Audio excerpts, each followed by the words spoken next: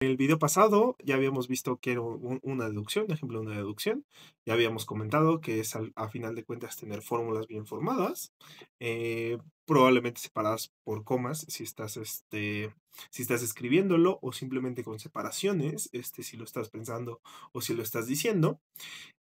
Y que alternativamente la preferencia es escribirlo de esta forma, ¿no? Como una listita donde vas pasando de un renglón a otro, cuando estás hablando en un sistema formal, ¿no?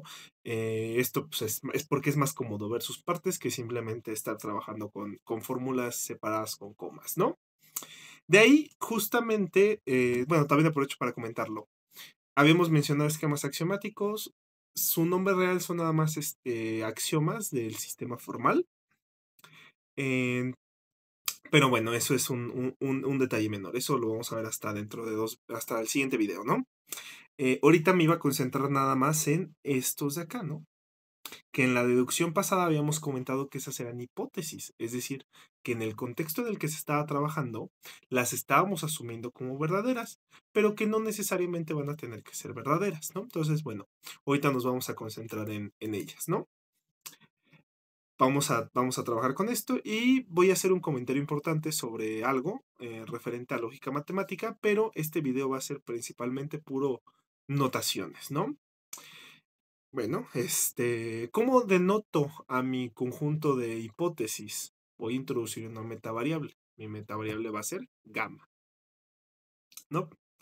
Es decir, cuando yo diga gamma en una deducción, yo voy a estar haciendo referencia a las hipótesis que estoy asumiendo en dicha deducción, ¿no? En nuestro día a día, lo más común es que podamos decir, esta y esta son, no cuatro, pueden ser más, pueden ser menos, estas son mis hipótesis y con estas hipótesis llego a esta conclusión. Es lo más común en nuestro día a día. En matemáticas esto no necesariamente va a pasar, ¿no? Asumir algo de ese estilo atiende a una corriente matemática conocida como el finitismo. Ahorita nosotros no vamos a irnos por alguna corriente finitista, sino que simplemente vamos a decir que tenemos que saber cuáles son las hipótesis, cuáles no son las hipótesis, y a partir de ahí empezar a deducir otras cosas, ¿no? Es importante. Esto también es un tema importantísimo en lógica matemática, eso de que uno pueda ver una fórmula y decir, eso es una hipótesis o eso no es una hipótesis, ¿no?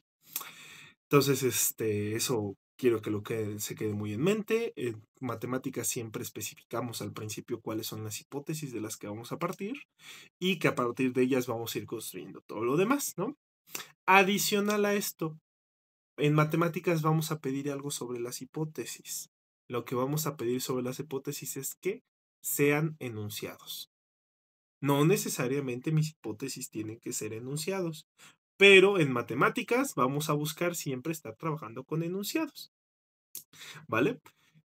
Cuando nuestras hipótesis todas sean enunciados, vamos a decir que gamma nos forma un sistema axiomático, ¿no? Y en toda matemática pura que envuelvan, van a estar partiendo de un sistema axiomático, ¿no? Sea álgebra. En álgebra normalmente empiezan con conjuntos, ¿no? Y luego de ahí construyen a los números y todo lo demás, ¿no? Los conjuntos, como los abarcamos en matemáticas, ya cuando estamos hablando de lenguaje, no de metalenguaje, estos son siempre descritos por un sistema axiomático, ¿no? En geometría, ya lo vieron, cuando les estaba presentando cuando estaba presentando el libro de Hilbert, les había comentado que todos los axiomas que nos da el sistema axiomático de la geometría euclidiana son enunciados. Y también lo habíamos visto cuando estábamos trabajando con números. Los números, cuando son abarcados en el apartado matemático, sean los números naturales, sean números de cualquier estilo, siempre se enmarcan en un sistema axiomático. Es decir, vamos a decir, de estos enunciados vamos a partir y de acá nos vamos a mover. Esto lo pueden hacer en cualquier área de la matemática pura. En áreas de las matemáticas aplicadas, pues no necesariamente, ¿no? Justamente cuando ustedes tengan un sistema axiomático, es decir, tienen que gamma su conjunto de hipótesis, conjunto entendido como metaconcepto, que tienen que esa gama satisface que todos son enunciados, van a decir que cada enunciado es un axioma del sistema axiomático, ¿no? Entonces ahí tenemos esas convenciones, ¿no?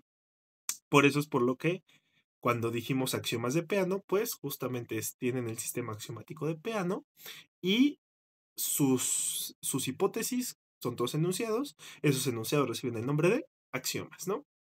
No confundir los axiomas de un sistema axiomático con los axiomas de un sistema formal. Los axiomas de un sistema formal, que van a ser de los que vamos a hablar en el siguiente video y que por tanto yo prefiero nombrarlos simplemente como esquemas axiomáticos, son justamente estos de acá, los del segundo renglón, las fórmulas bien formadas que se pueden poner en cualquier momento en una deducción, ¿no? Entonces, bueno, ahí tenemos la distinción entre esos dos y no hay que olvidar que son distintos uno del otro, ¿no? Entonces, bueno, gamma, sea o no sea un sistema axiomático, ¿cómo denotamos que de esas hipótesis llegamos a una conclusión? Lo único que vamos a hacer es escribirlo de esta forma.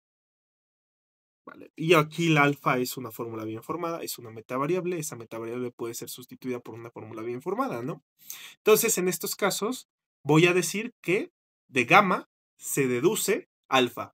Se escribe de esta forma y se piensa de esa forma, ¿vale? Entonces, ahí ya tenemos eso. ¿La alfa tiene que ser un enunciado? No necesariamente. Pero si alfa es un enunciado, se va a decir al tener esto que alfa es un teorema.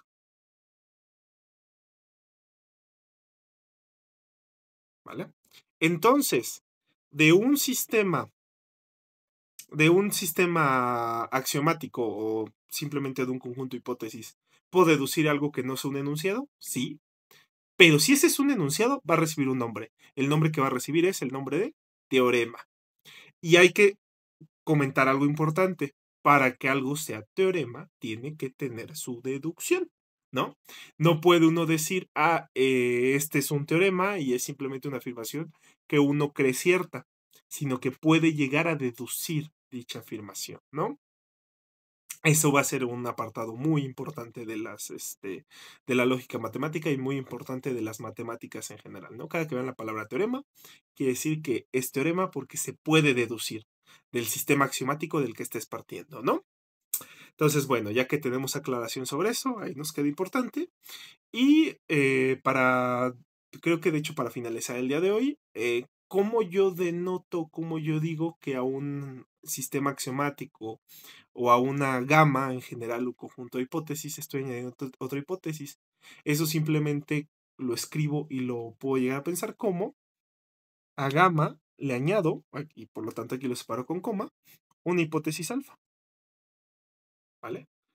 Y que a partir de ahí, que de a gamma tú añadirle una hipótesis alfa, deduzcas otra cosa, lo vamos a denotar pues de la misma forma, ¿no?